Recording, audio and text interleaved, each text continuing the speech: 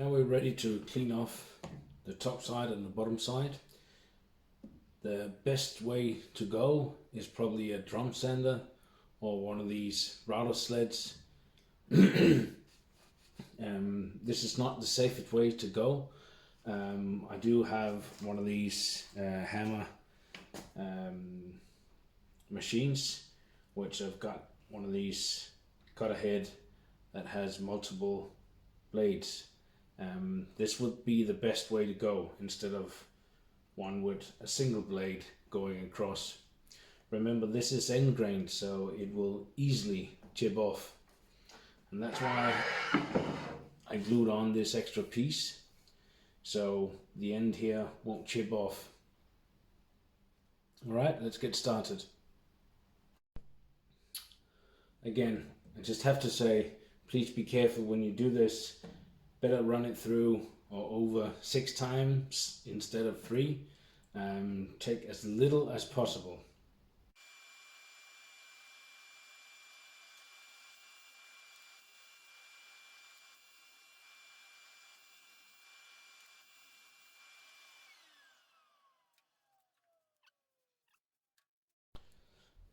Now we've done the bottom or top sides, depending on how the other side looks. Now we're going to do this side, but I'm going to run this through the thicknesser. So I'm just going to convert this right now, and we'll get the last bit done. Now we're going to run it through the thicknesser. We've already done one side, and we're about 42 mil. So the first run is going to be 43, and then I'm going to move down towards the 42.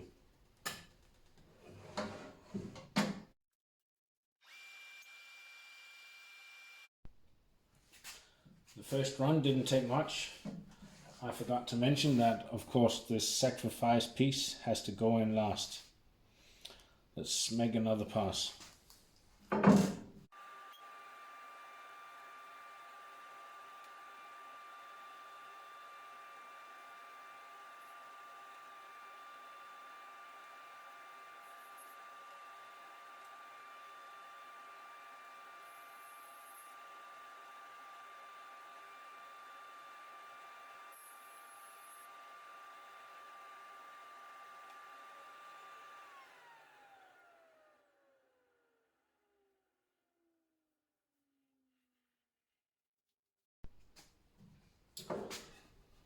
Now it's perfect on both sides.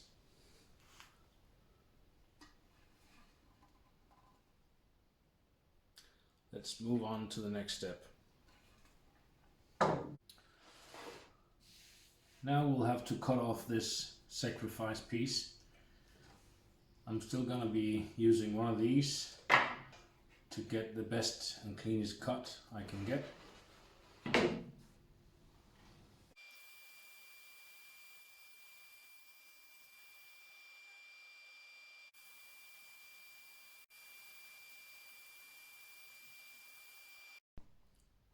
Now you're going to choose which side of the board will be up and which side will be down.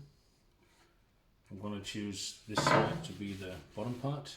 So during this cut, the bottom will be facing upwards. I've got this set on around 22-degree angle.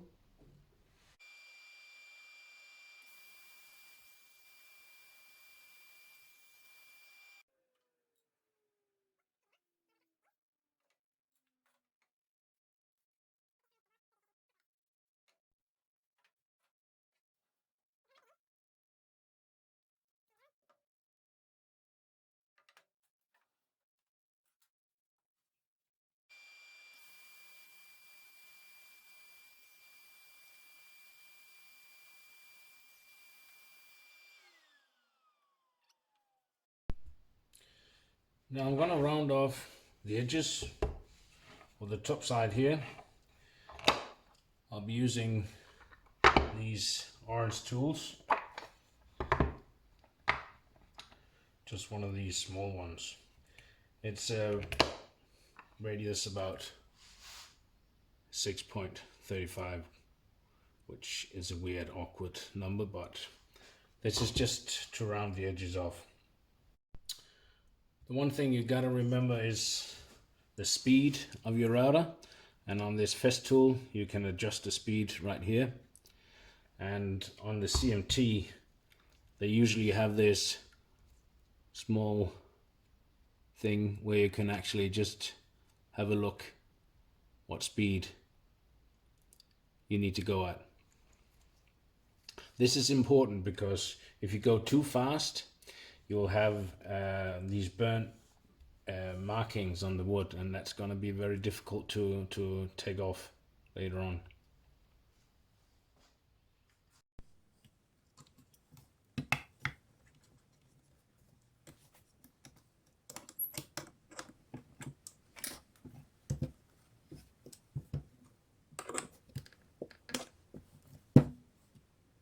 There is a few small mistakes you can do when you are using your router. You can see in the router here which way the bit will go. So it will go round like this, and I want to have my router on the right hand side going away from yourself. A simple drawing. This is the way the router will go. You want to go that way, and that will force the router towards the material, and it will also give you a resistance, so you need to push. If you do the opposite, the router will sort of run away from you, and accidents can happen there.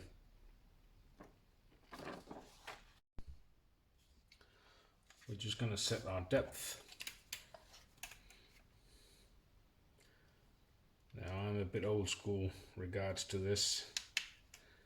There are probably better ways to do this. There you go. You always want to do a test run on another piece to see if you've got your depth right. So I'm going to do that first.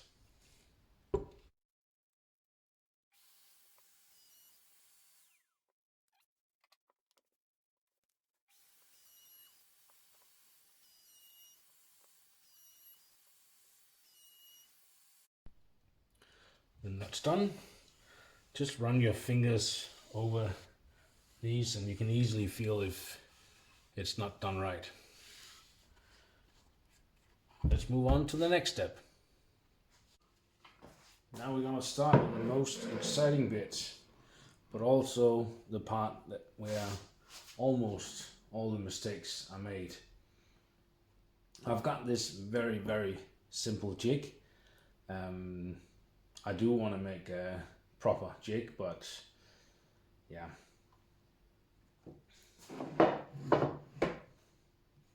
Now I've got my board secured. You want to make sure that the height of the board are the same level as these sides, because when you use your router all the way around, if the router tilts just a little bit, it will be visible on the groove. So same level. Now I'll probably do 2 runs with the router. The first run will be around 3 mil. It's very important that you go clockwise on this jig. So you go, start on the left, move up, across and down. If you do it the other way, start on the right and go up, the router will try to move in towards the middle of the board, and that's where you have these really nasty grooves that goes in, and you can't really save the board if that happens. So important, start left and clockwise. Now routing this juice groove will create a lot of dust, so I do recommend that you have a vacuum system on your router. I'm not gonna have this on because this is one of the old hoses from Festool, and this can easily get caught, and you don't really want that when you're doing this difficult groove. So I'll have my son help me out with the vacuum. Now when you do make the run, you want to do it in one fluid motion. You don't want to stop because this will leave burnt marks, and it's really hard to get those off, especially end grain.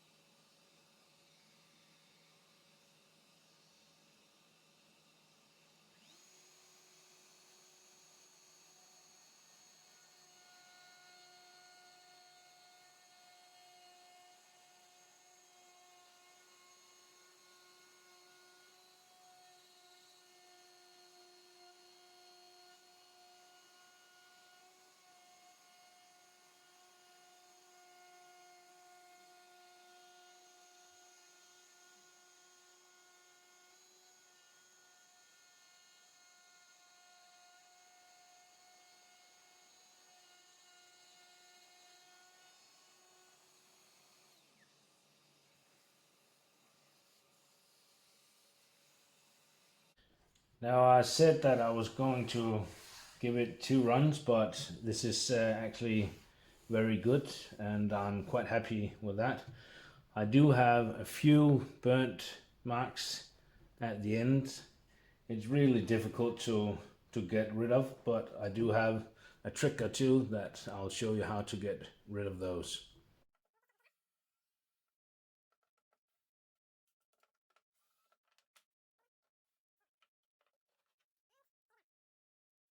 Now to get rid of the burnt marks in the corners, I'm going to be using one of these. You can also use a smaller Dremel with a bit that looks like this, but be careful.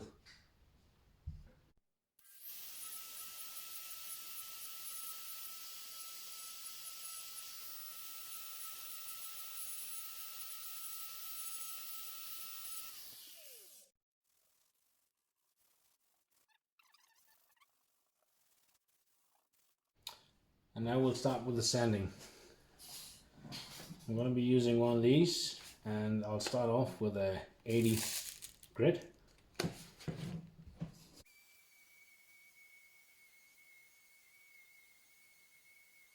Now I know that 80 grit is a bit rough, but this is end grain that we are sanding, so it needs to be rough. Look at that smooth surface, and this is with an 80 grit. You won't get the same if you are sanding off a plain surface. So now to the back side.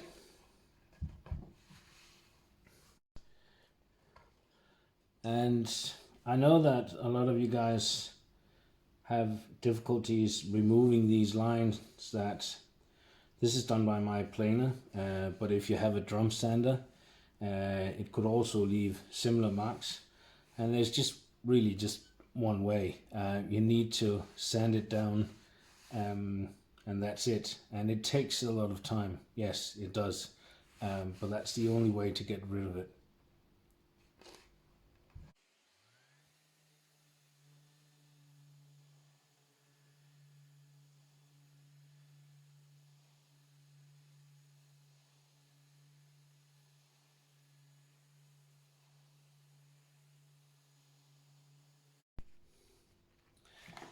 For the sides, I'm going to be using a grid 100.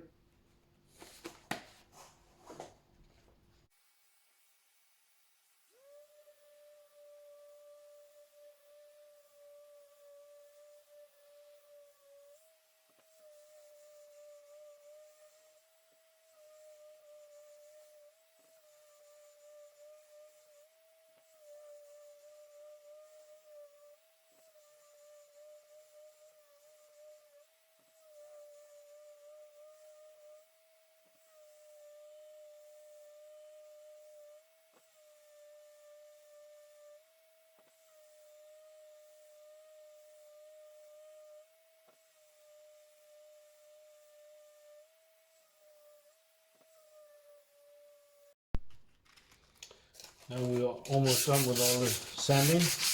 I'm just gonna give it light sand all the edges with 220 grit.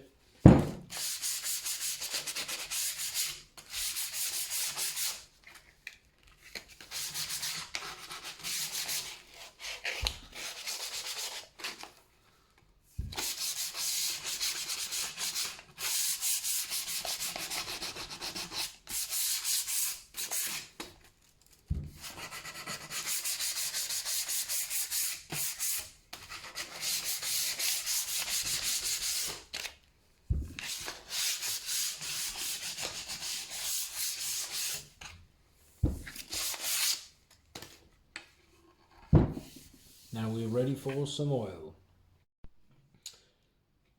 Now I use mineral oil for my cutting boards. I think that is the best way to go. It is a bit expensive here in Denmark, but I found this in IKEA, which is quite cheap. It's about half a liter in a bottle, and yeah, you can get these in any IKEA around the world. Here we go.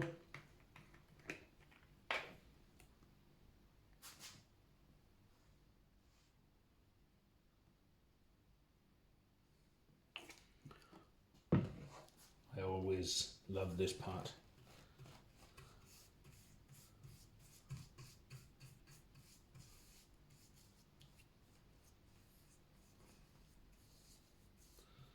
You can really see the color of the wood.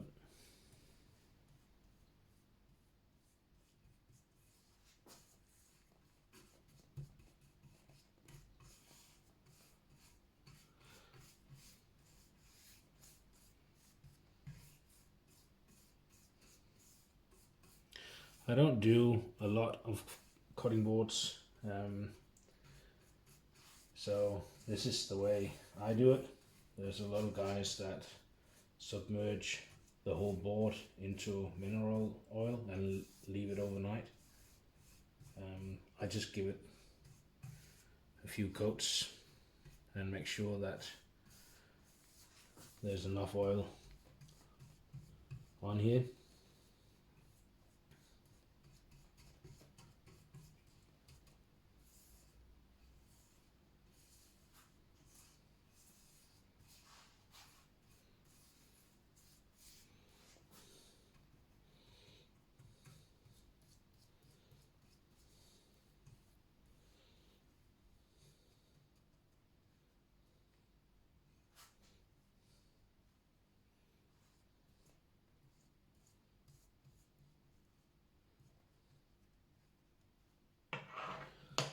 Now I'm just going to leave it like this about 15 minutes, and I'll turn it around and do the other side. Yeah, just after 5 minutes you can see there's a lot of dry spots here.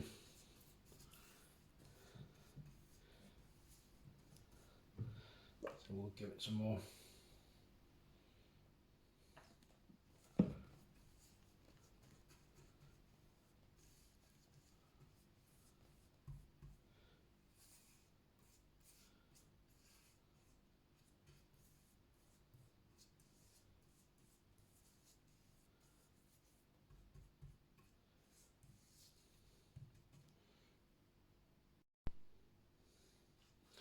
Now we're just going to flip it around, do the other side.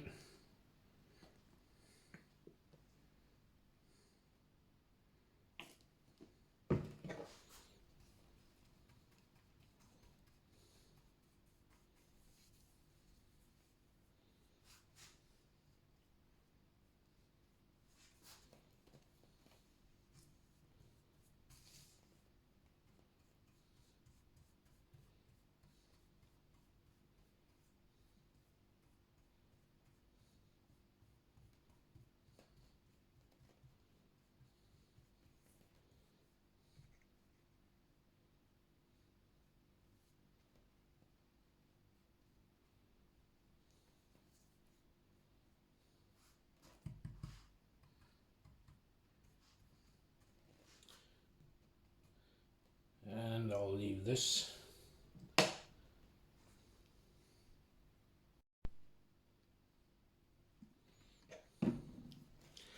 Now I'm going to continue this process 3 or 4 times until the board can't take any more oil.